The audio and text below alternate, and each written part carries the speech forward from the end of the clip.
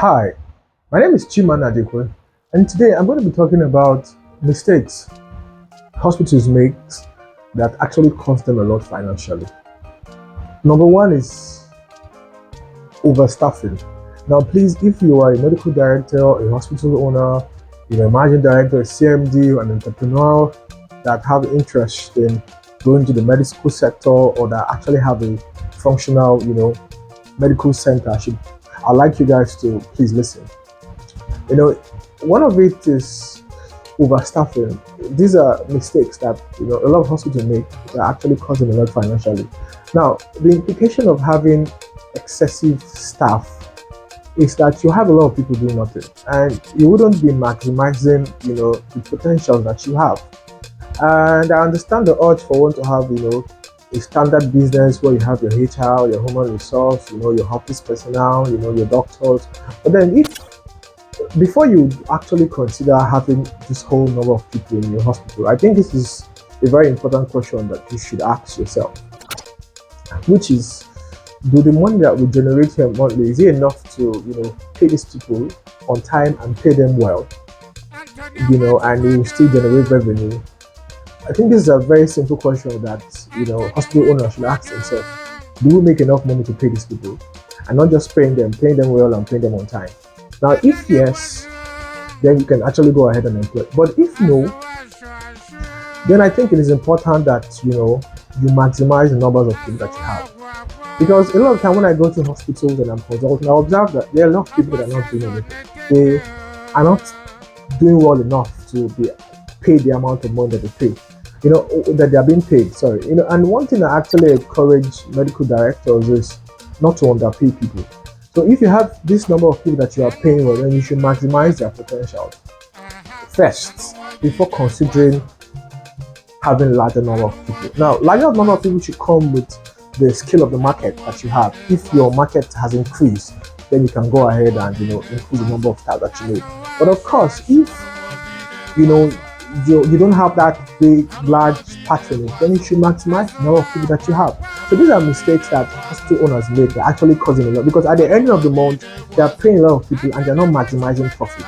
Secondly, is understaffing. If you have lower number of people that is required to do a job, the effectiveness, the productivity, and the efficiency of that facility will be undermined. So these are important, factors to consider to maximize, potential. You need to have the exact number of people needed to, in your team to actually carry out this responsibility judiciously. So I think in planning, hospital owners should consider the imperativeness of having the right number of people in their team. These are costing hospitals a lot. And a lot of hospitals are folding up because they are having excessive people they can pay, and they're having lower people that they should have. Because at the end of the day, you observe that you have a lot of customer reviews that are on the negative side, because people will not be treated properly. People will not be attended to on time because you have lower people the lower number of people that are attending to your to your patronage.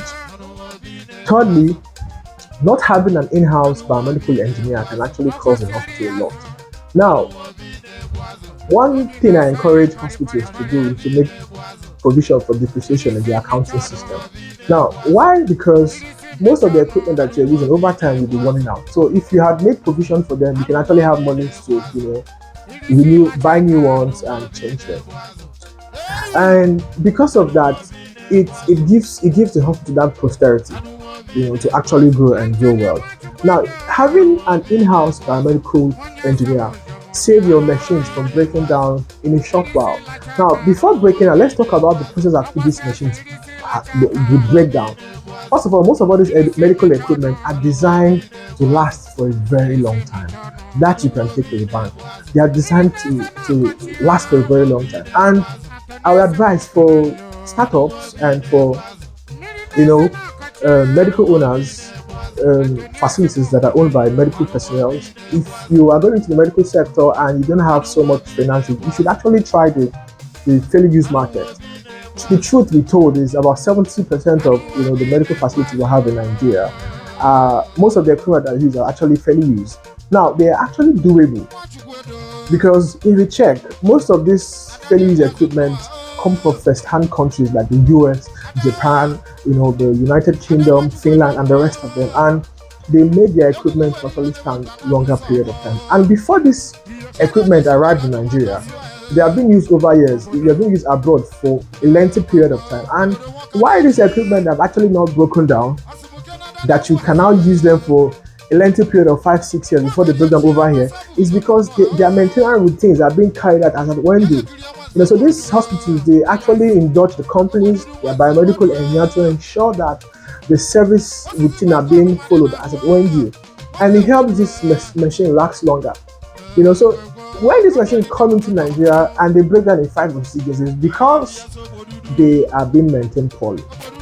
So if you have a biomedical engineer in-house, this fellow would take it upon themselves. They are responsibility to ensure that these machines are being, serviced on time. Their parts are being replaced as when due, and so on and so forth.